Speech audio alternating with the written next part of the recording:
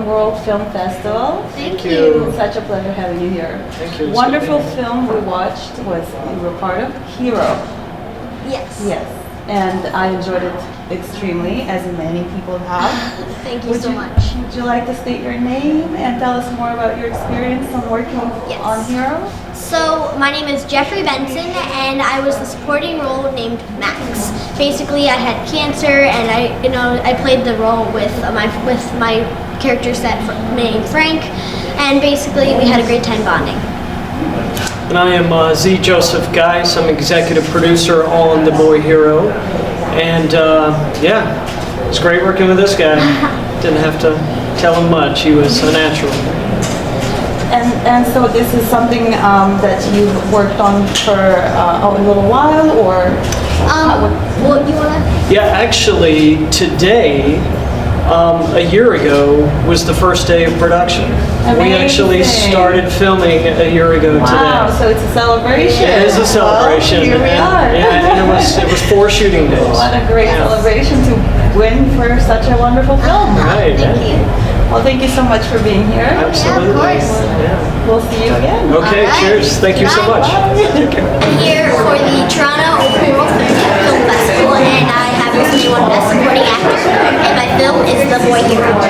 Basically about me and this older gentleman who basically filmed it in somewhere outside of Pittsburgh in Pennsylvania in the States. And basically, so it's basically about how the older generation and the younger generation can come together through something like that sickness. That was my 3rd film at the time. How old are you? I am 11 years old. Are you in Toronto just for the festival? Yes, I am in Toronto just for the festival. I live in the States. I am very excited to be here. I've never been to Canada, let alone Toronto, and so I'm really excited to be here. Everybody here has been so nice so far. Thank you so much. We're so excited to have you. Thank you. My name is Z. Joseph Geis, and I'm here representing The Boy Hero, which I'm the executive producer of. It's a film about this 9-year-old boy and an 80-year-old man, and they're both going through chemotherapy.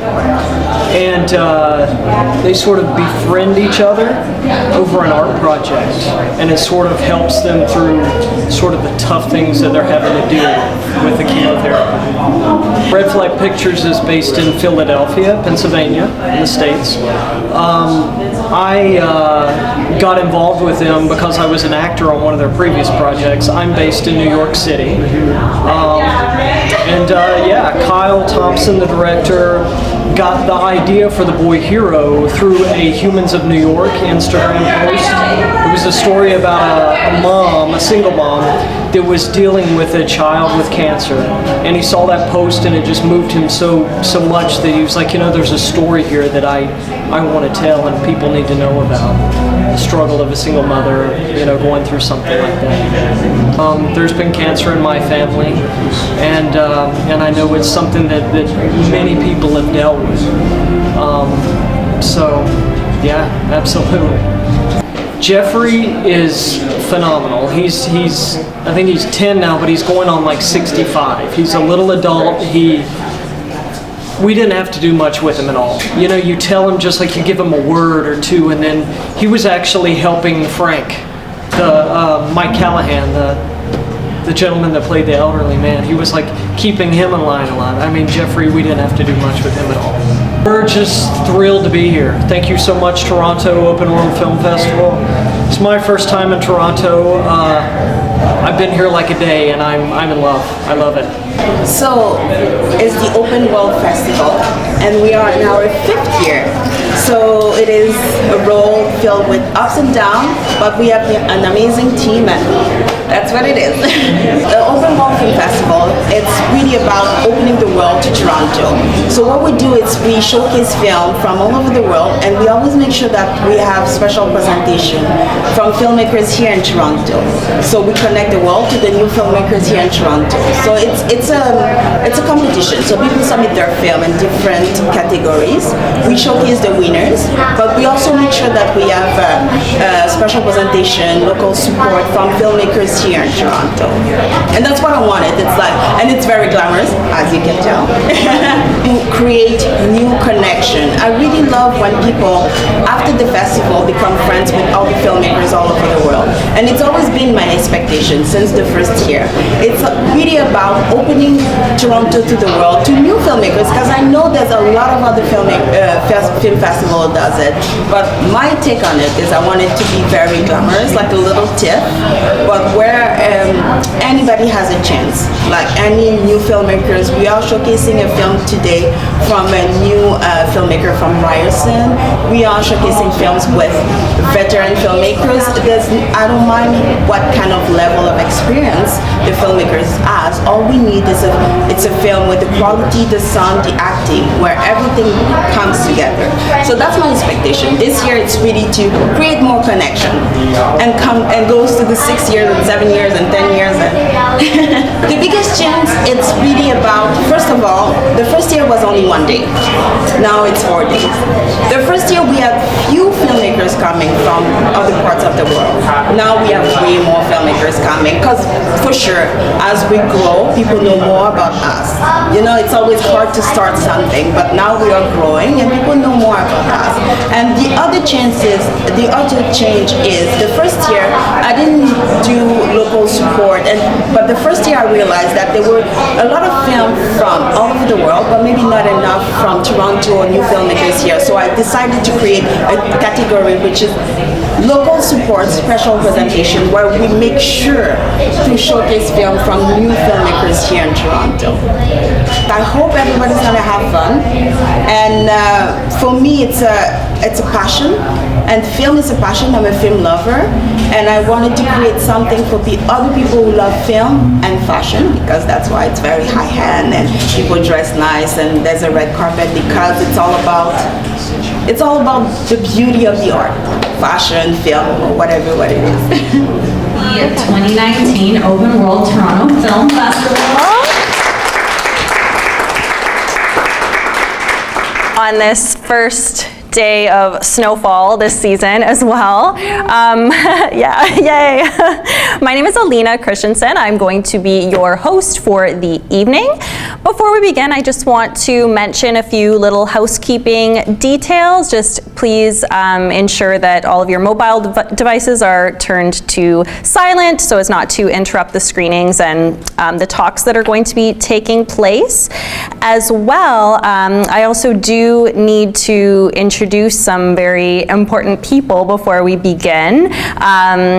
These are two of the kindest, most genuine people that I've known. I've known them for several years now. We worked on a few different projects together. They put so much time and work into this festival over the years, and I know that Steve doesn't like the limelight, so I'm going to call up the president, Sabine Mondestin.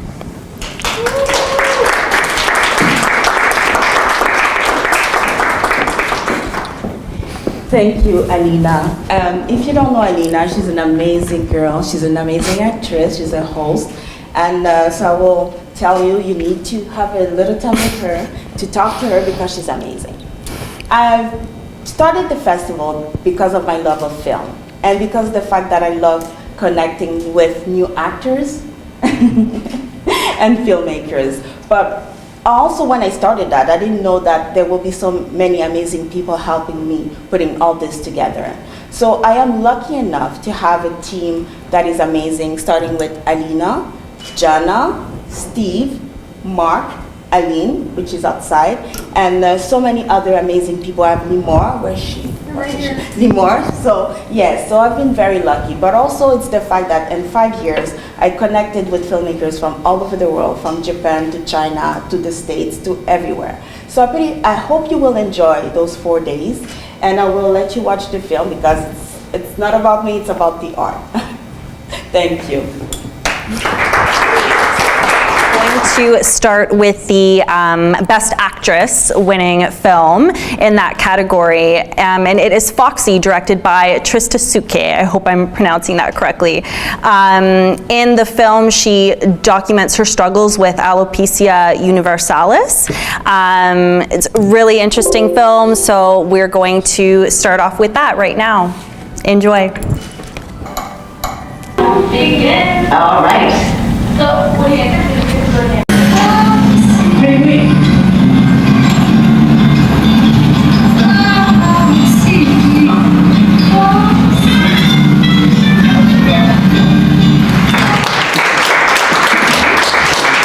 Give it up for Foxy and so much local talent and filmmakers in that film. Unfortunately, Trista is not here to accept her award for Best Actress. I just want to reiterate, again, just with this film, you know, it really shines light on a lot of mental health issues that can develop from unachievable beauty standards. So I think it's a really important subject matter that she covered in this film. So let's all just give her another round of applause for that.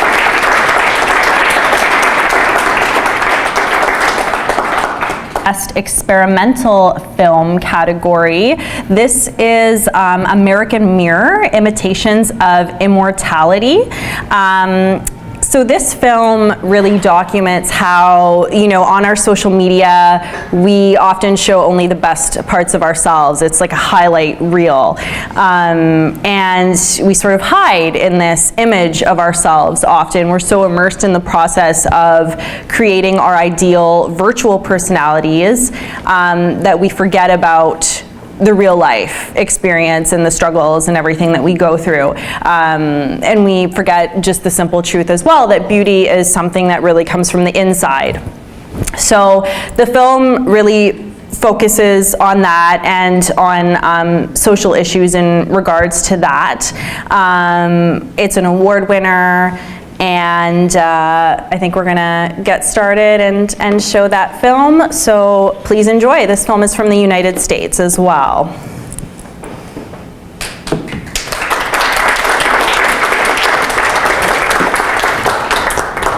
So of course it's not finished. Gold star, I'm here to. All right, another round of applause for American Mirror.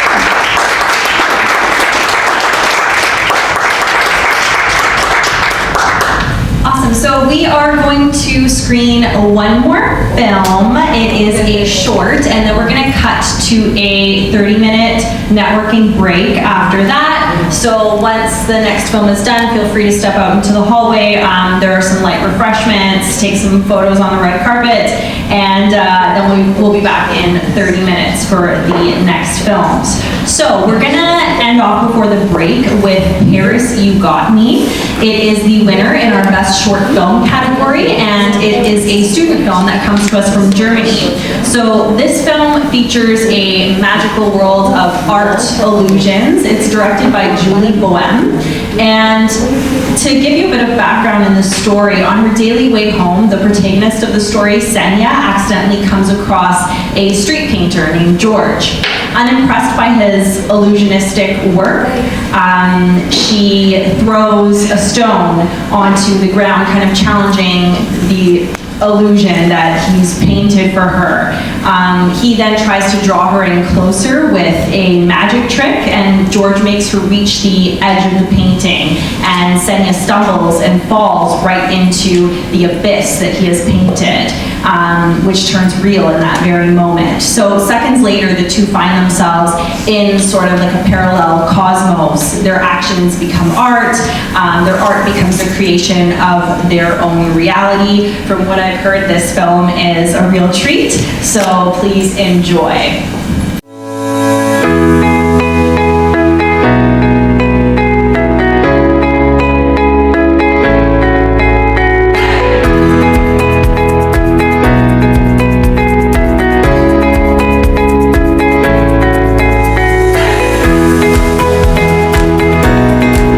We are back, and we are going to take a little pause from movie watching and get into our first industry talk of the festival. So it is my pleasure to introduce Peter Kingstone. He is the Acting Visual Media Arts Program Manager at the Toronto Arts Council, which provides support for emerging, mid-career, and established artists in Toronto. The Media Arts Program specifically provides support to media artists for the creation and production of new work or the completion of works in progress. Funds are intended to cover direct costs of creation, production, including the substance and materials as well. Peter is going to talk about how to prepare a successful grant application in the media arts section. So if you do have any questions about that, you can start thinking about those, and then we'll do a Q&A afterwards so you can directly ask your questions. So I'd love to call to the stage Peter Kingstone, and we also have our moderator, Trish Rainoni.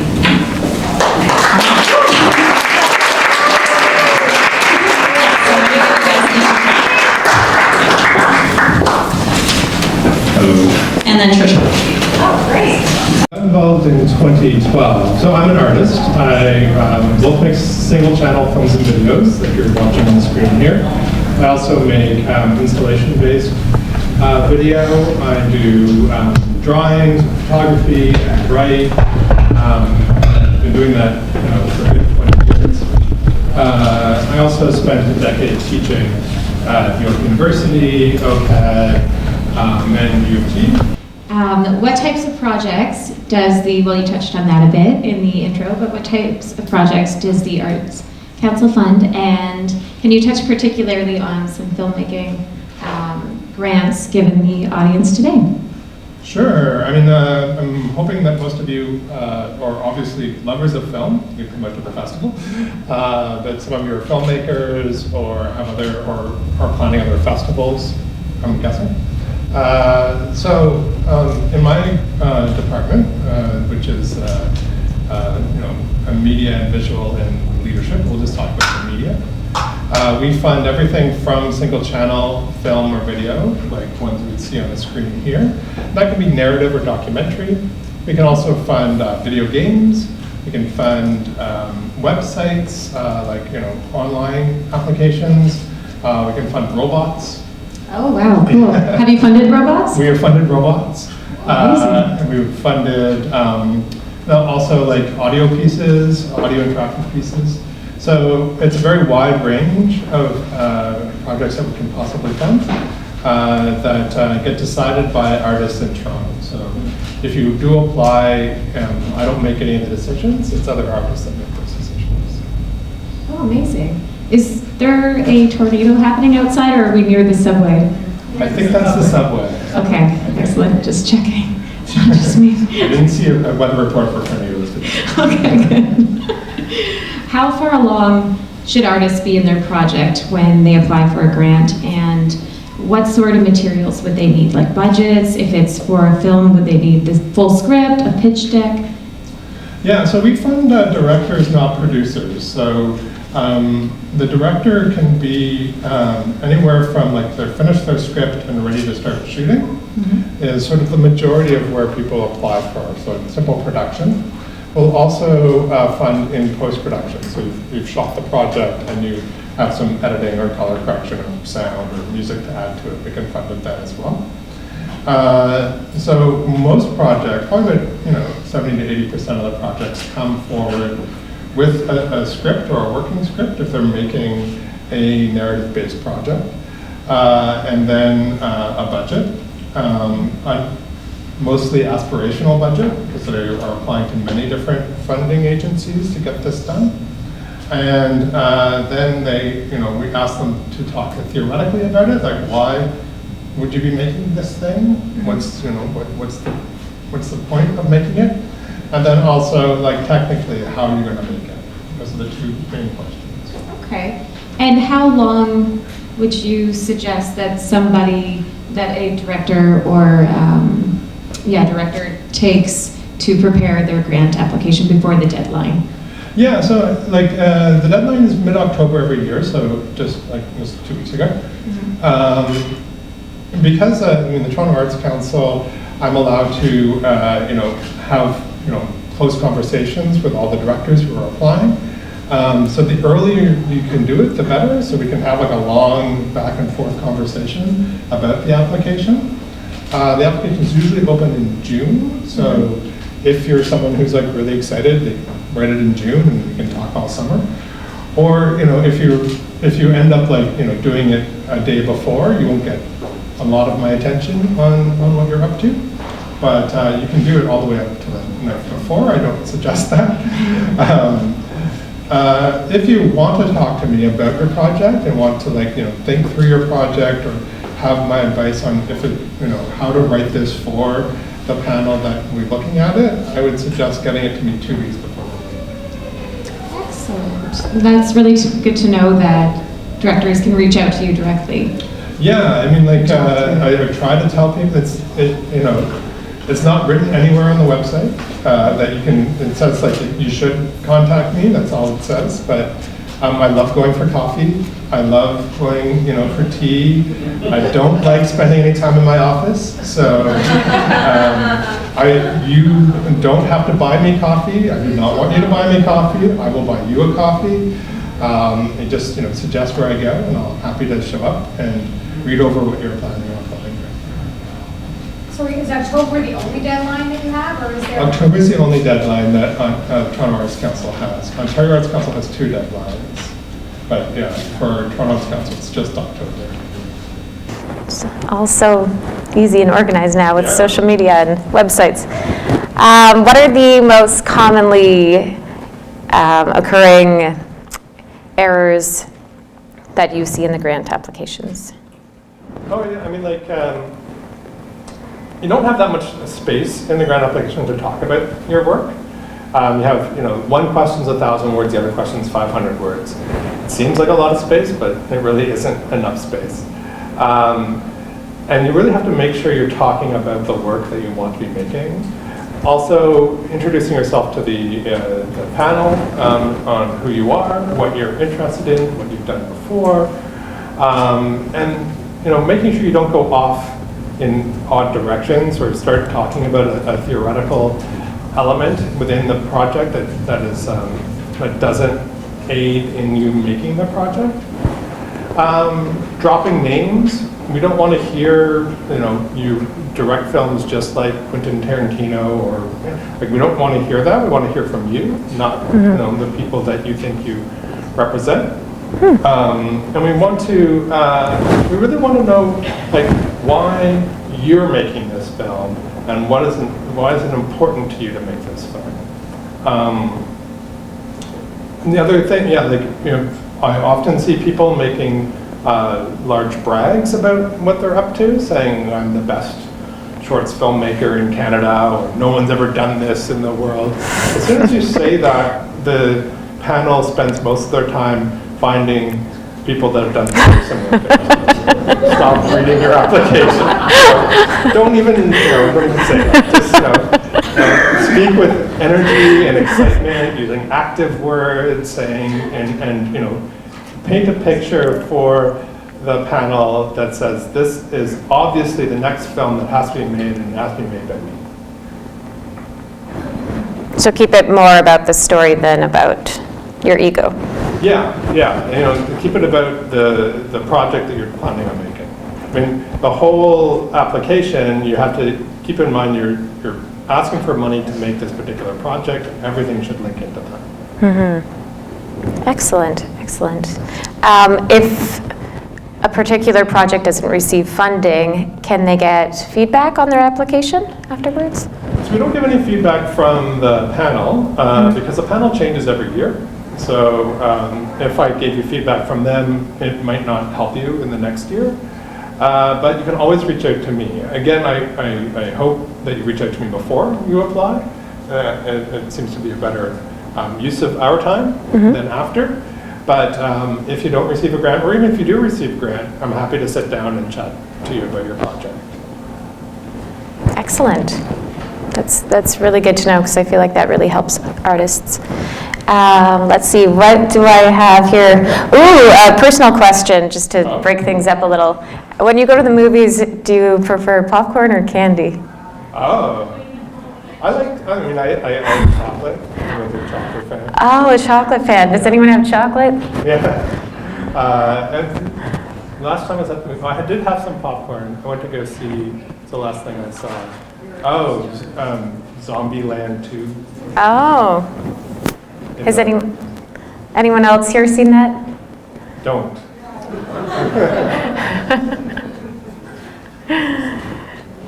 All right, let's see if I've missed any questions. Oh, what makes I guess you touched on this when you talked about the submissions, but what makes a submission stand out or especially enjoyable to review?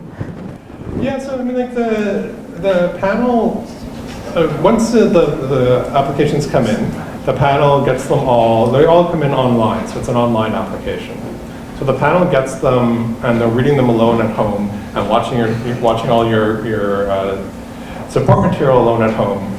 But then they come into the room where they get to discuss it. They usually come in saying that they want to fund about 60 to 70% of the projects that came in.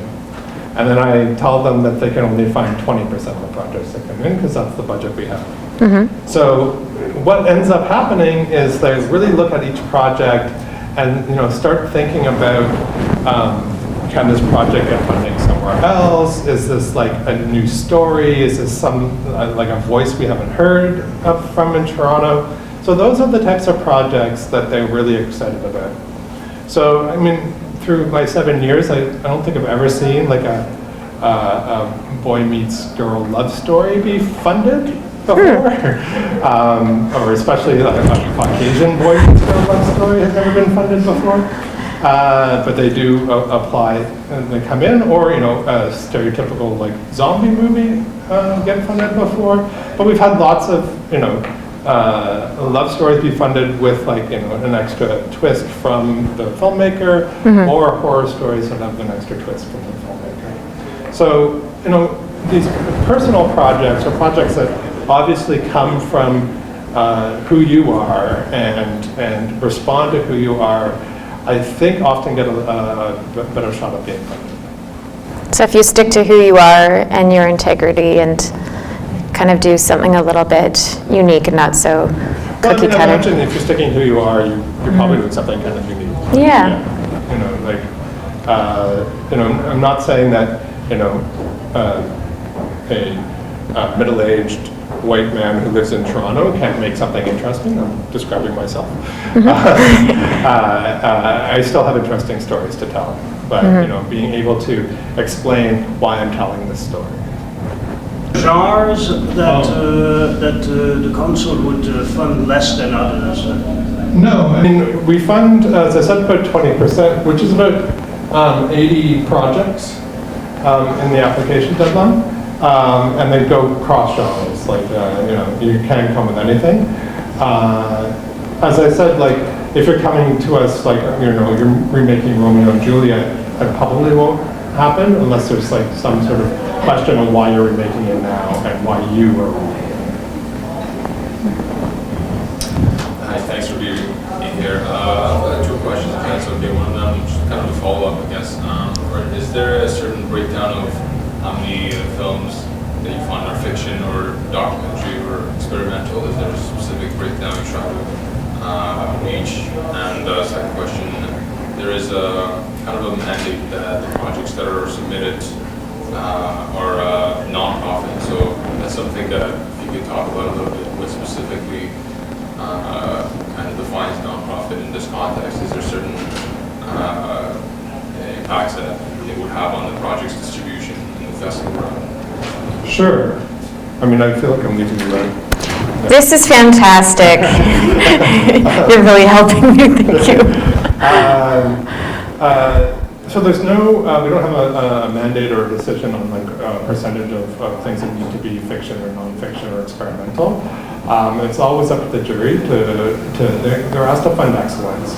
And they weed through everyone and choose the ones they think are excellent for that particular year. Non-profit, or it has to be. So the budgets have to be balanced. So you have to have all your income and all your expenses being equal. So you as a filmmaker, and we'll fund projects up to $250,000. So you have to demonstrate where you're getting all the other money from. The project you have to own the entire project. So you can't be like making a commercial or making a project for a company or something. But once you've made it, you can do whatever you want with it. So you can, send it out to film festivals, you can get distribution, whatever distribution is what you're thinking. It could be artist-run distribution or for-profit distribution. That's all completely fine, as long as when you're making it, you completely own the project. And so within that budget, you will also want to make sure you're paying yourself. So you have to have both the expenses and the income and expenses being equal, but all the panels like to see that there is an artist fee there, that you're paying yourself somewhere in the neighborhood of like, $2,000 to $2,500 per month of work. Does that answer everything? I have a question about the fully owning it, because I've produced things in the past where we've gotten sponsors to come on board. So we've had businesses, we'll do product placement, and they'd give us money in exchange for advertising their product. But ultimately, the project would be owned by the creators. So how does that work? Would those projects be eligible? Yeah, those are fine. I mean, it's really editorial control. Okay. So if the director has editorial control of the project, then that's completely fine. If like Coca-Cola starts saying, no, you have to fall in love with like Coca-Cola polar bear, then that's not fine. I'm trying to imagine that storyline right now. I don't know if that's something I'd watch. Someone follow. I don't know. I guess polar bears are cute. Yeah, it could be cute. Yeah. Does anyone else have a question in the audience? Yes. Toronto is supposedly still the Hollywood norm. What about diversity and inclusivity? You seem to be very complacent in a lot of ways. Like, I want to see what will stand out in that script that's going to make a winning script. I mean, that's hard to put forward. If I sort of said this stands out, then I'll have like 200 scripts that do the same thing, right? So it's doing something different or interesting, or being able to tell a story that's different or interesting is what I think is ones that stand out. Now there is we fund we have a system of for now I've completely forgotten. It's getting late in the day. Where we ask every applicant if they happen to be deaf or disabled, a person of color, indigenous, or to us LGBTQIAP. And we've said that we promise that 20% of the grants will go to people that define in one of those areas.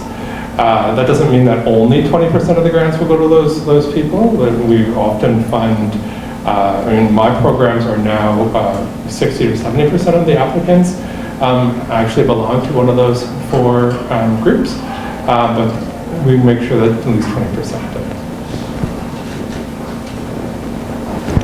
Yes. I have a very detailed question. Very detailed question. In your application, there's a part of budgeting that the fees for creative collaborators and the fees for technical crews. Who are technical crews and who are creative collaborators? So creative collaborators would be your, depending on what kind of project you're making. I mean, if you're making a narrative film, it'd be like your actors. And if you're making a narrative film, the technical would be your actors. Let's say DOP or editors, are they technical crew or? Yeah, you can put them in technical. I mean, like there's all like the budget has like a bunch of titles that you can follow, or you can just add lines and go, oh, I don't know where this person fits, but I think they fit in artistic or they fit in technical, and just add them there and ignore what we put forward. So I understand that the grant supports artist fees. Does that mean that technical crew can be on deferrals?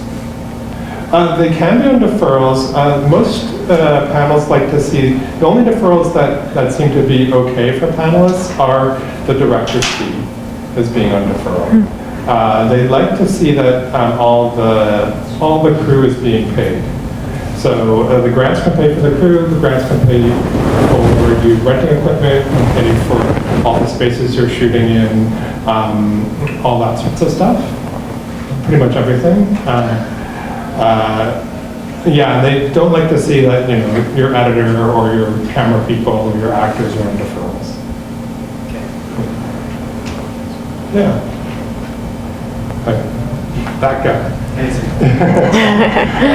Are there any recent film projects that you guys have funded that you're particularly proud of? And why are you proud of funding them? What was it about the projects that made you happy to give the money? I mean, again, we fund about 80 projects a year. So let me just think of a couple that, there's, you know, some that end up at TIFF that were kind of amazing. Oh, you know, my favorite story is this project called, oh my God, I forgot the name of it. But it's this great project shot in like Regent Park, or around Regent Park. It's a documentary of drug users. And the camera person like often gives the camera over to the people that they're documenting, and it's this really interesting. It's called The Stairs. If you have a chance to see The Stairs, go see The Stairs. It came out 2 years ago, and did, you know, extremely well. Played at Hot Dogs, and then it played at TIFF, and it's gone around the world. And he's actually going to be. I'm talking about him being on a panel coming up soon. But it's that's the one I'm in particularly proud of. But again, we fund so many projects, and you know, some of them are amazing, and some of them the artists learned lots from, and they didn't turn out as great. But we're happy to fund them. Do the projects always get completed, and do you follow up to make sure that they are completed and released? We ask you to fill in a final report when you're done, and once you fill in the final report, you can apply again, but you can't apply until you fill in the final report. If you're all of a sudden like, oh, I can't complete this project for whatever reason, like maybe you didn't get enough funding, like we were the only ones to fund you, that is fine. You can, like, you know, return the money and apply again. And no one knows that you've returned the money except for me. So that, you know, it's not like I will tell the next group of people that you couldn't complete the last project you put forward. And yeah, so, but often, you know, if you have 2 years to complete the project, if it starts taking more time, you contact me and we talk about it. Excellent. Are there any other audience questions? Has anything ever happened where you essentially revoked someone's funding, and what was the reason for doing so? Revoked someone's funding. I mean, we ask, you have to sign off at the end saying that, I can't even think of a time that we revoked it unless they said that they couldn't complete it and gave it back to us. But you have to sign off in the end saying that you follow all the rules and regulations of the City of Toronto. That means that your project can't be sexist or homophobic or racist. So if it ended up being in any of those spaces, we'd ask for our money back and take our name off it. But the juries or the panels are pretty good at figuring those out when they come in, and they don't find those. So yeah, maybe that's it. Don't make a sexist, homophobic, or racist project. Well, in that section, support materials, there's a question that how that support material, you know, previous work, is related to your current project. What if I'm trying to do something totally new, maybe in terms of style, or the medium, or concept, has nothing to do with what I've done before? Yeah, I mean, you can talk about that. Like, talk about saying, you know, I made this film, and why? Why are you abandoning this particular theoretic you were talking about? And you can say, you know, I shot it this way, I don't like the way it looks, I'm going to make this new way. You know, you can turn it around and then speak about why you're changing. is how I would do it. But that would kind of be support the application if it's. Yeah, I can. Yeah, I mean, like, the question is to put forward material that demonstrates that you'll be able to make the next project. So if all you've ever done is painted, then we couldn't fund you making a feature-length film or video. It'd be also difficult if all you've ever done is animation and you want to make a dirty first-person narrative or something. So you have to figure out where you're going. Possibly you should be making a test film before in the style you're interested in, or talk about what got you interested in the thing you're interested in. But usually people, like artists, you can link their theoretics together. I mean, I spend a lot of time thinking about all my work, often, or not often. I mean, I spent the summer thinking about my work, and I've come up with a new angle to talk about all my work that I'm quite excited about. So even though my work looks quite different through my different stages of my career. So, yeah. Is there a certain percentage of films that you guys fund that are French language, or does that not matter? That doesn't matter for the City of Toronto. Okay. The City of Toronto isn't bilingual, so we accept French language applications, but they just end up in the same file of everybody else's application. You mentioned you have 2 years to complete the project after funding. I'm guessing if you're combining Toronto Art Council funding with other grants, you can kind of pursue some other sources at the beginning of that 2-year period. Yeah. And is there a certain path that you recommend if you're, like, do you have to usually start with Toronto Art Council and pursue other funds, or is there? Well, so on the budget, you have spaces to put all the other funding you're seeking. So the Toronto Arts Council deadline is like 2 weeks after the second OAC deadline. There's an OAC deadline this year, I think it was October 4th. And there's a Canada Council deadline in the fall as well. So most people kind of group those 3 applications together and apply them all together. And then, in January, figure out which grants they got and either decide that they can pursue the project on the funding that they have, or they can, if they don't get Toronto Arts Council, they'd have to wait a year. But if they didn't get Canada Council or Ontario Arts Council, there are spring deadlines for them, so you can apply again. All right, we are going to wrap up this panel. Thank you so much for being here. This was very informative and very helpful. And where can people contact you if they have further questions? I've got business cards. Who has business cards? They're in the back of my pocket. I can leave them here, or I can hand them out before the next. Is there a screening after this? I believe there is a screening. Yes, there is a screening. So if we have a couple seconds, I can hand out business cards, or you can find. I mean, this lovely picture, which is now 7 years old, is on the Toronto Arts Council website. You can just go through there, and you'll get my email or phone number. Excellent. Thank you so much for being here today, and thank you to the audience for being here and for your fantastic questions.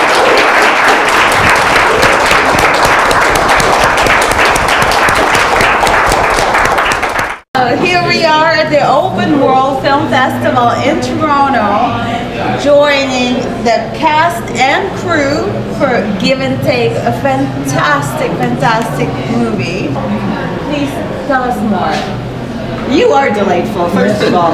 Brian Kennington, this is Brian, he is the writer. I'm the writer and producer. Yes, I wrote the film, yeah. Let's all introduce ourselves. Yeah, and this is Jim, alias Tobor. And he was jack of all trades and basically behind the scenes took care of everything for us. Fantastic. And this is the wonderful Ray Kennington, superstar. That's your wife. That's my wife, yes. Wow, lucky man. Yeah. And this is Chili Davidson, superstar. It's his first film, that Chili ever did. And he's won Best Actor awards all over the world. Big debut. All over the world. And this is the Liz Taylor. So that's Taylor in the house. So that was the first film, is that that what you mentioned? Yes, What I I've just never heard? acted in a short film before. Done a couple of student projects, but beyond that, this was my first thing. Very excited to do it. I've known Brian for a long time, and I'd just done a small part in a web series he was making, and he'd written this other script and said, would you come back and do this part? I think it'd be right for you. And I said, absolutely. I read the script, and I thought it was funny, and I came and I did it, and I had a blast, and I learned so much. Everybody in front of the camera, behind the camera, were all experienced, and they taught me so much and took great care of me. So it was a lot of fun working on it. It was great. Yeah, You killed it. And is it something that you would like to pursue? Absolutely. So it's a career-long goal for you. Yeah. It came from different things. One idea was about the fact of a caregiver looking after somebody who's an elderly person who basically, he's very hesitant to do it, but his mom forces him. Liz plays his mom. She's the mom forces him to do it, and he finds that he gets more than he bargained for. And I don't want to give too much away, but basically things don't end up quite the way he's hoping. And Ray's playing the person he looks after. And when I wrote the script, when I wrote it first, I did think the part for my wife Ray, and that's why she comes from a Scottish background, so I made it a Scottish character, and then basically sort of took off from there. I met Liz before, and I thought Liz would be really good as a mother, and of course I've worked with Chili, so it's nice bringing the three. I knew all three and brought them all together. And have you ever worked together prior to this project? With my wife? With your wife? Yes, I did. Matter of fact, I did another short film called The Film Festival, and it's won over 50 awards around the world. And my wife had a part in that, and this time she played somebody who's Austrian. So my wife is a master of accents. Yes, loves doing accents. So she's got a good ear. But yeah, and that's and it just and worked with Chili, in the web series, and of course quite a few plays. Yeah. I did community theater when I was a kid with Brian. Brian directed the community theater, so I've known him since I was in like 3rd grade. Amazing. So it sounds like you're gonna have a lot of projects together. Oh yeah. Moving on forward. Do you have any ideas right now that you are working on? Yeah, matter of fact, I've got a film right now that I've written. It's been optioned. It's right now in pre-production in Vancouver. It's called The Retirement Plan, which we did as a play, and it did so well we've written a screenplay. I don't know if any of us will be in it, but it's up to the director. I'm not directing it, but it'll be hopefully shot next year by a really well-known director, but I can't give the name away yet. But it'll be advertised later. And we're also working next year. Jim and I are going to be working together on a horror film we're going to shoot next year, and it's called Millennial Hell. Oh, that's very current. I had a great time. I can't wait to do it again. So you're a good team. So you all. Yeah, absolutely. I mean, everyone worked together really well, and as I say, we all brought different levels of experience to the table, which was really nice. And the script was all there, and so it was a lot of fun stuff that we got to discover on set. And stuff we kind of came up with on the fly, and it was a great process, a great time of working. Hopefully we get to do it again, and I'm looking forward to it because I'd love to do more Sounds amazing. short films and stuff like that. And from what I hear, you're quite involved in the projects. Oh yeah, yes. Basically, I wrote it, and I was there every day on the set. But we did have another person who's directing it named Armand, and unfortunately Armand can't be here tonight. Hi Armand. Thank you. But I did a really good job, and he was really helpful in the sense that he was great, as well as the cast, with going over dialogue and saying that line doesn't work. We tried this, very open to that, and they had some great suggestions. Like Chili had some really good ideas, and we all had good ideas in the script, and that was really good. But the director was really good at putting it all together. And of course, Jim was so helpful in so many things. No, he was there. He took care of the lights and anything else that needed done. So Stopping traffic. Stopping traffic. And Liz stopped traffic too. And by the way, Liz was very generous in letting us use her home to shoot. Oh wow, that's amazing. Everything in that was her place. So everybody can walk on the floor. I get my nurturing aspect. Who wants coffee? Who wants a cappuccino? And she fed us too. My God, to come in the morning, she'd have waffles. I got waffles. I got yogurt. I got fruit. I got sausages. That's amazing. There's something fun about being part of a film that you would want to watch over and over again. Like I don't get sick of watching this film. It's great. It's actually brilliantly written and beautifully acted. It was, And I love watching it I feel again. your energy. is just astounding and amazing that you are putting yourself in the situation where you're working together with pleasure and you're working together with such an amazing team, and it's to see you with such delight. It's just something we strive for. But thank you so much for being here. Thank you very much. And it was such an amazing movie. I hope to be part of more of your films and part of your screening your fantastic projects. You're wonderful. Thank you very much. Thank you to the Open World Toronto Yes, thank you. Yes, Festival.